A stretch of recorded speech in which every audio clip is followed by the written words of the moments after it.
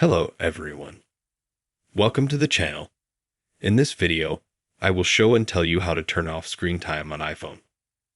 Please subscribe to the channel, write comments, give me likes. Let's get started. To do this, we need to go to Settings. Next, open the Screen Time tab. Here we can see the settings.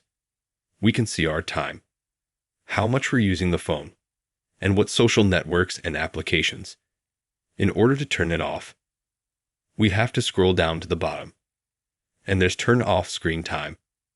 We click here. Then we have to enter the password for our screen time that we set at the beginning.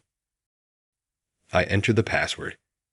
I press Turn Off Screen Time again. We wait for it to turn off.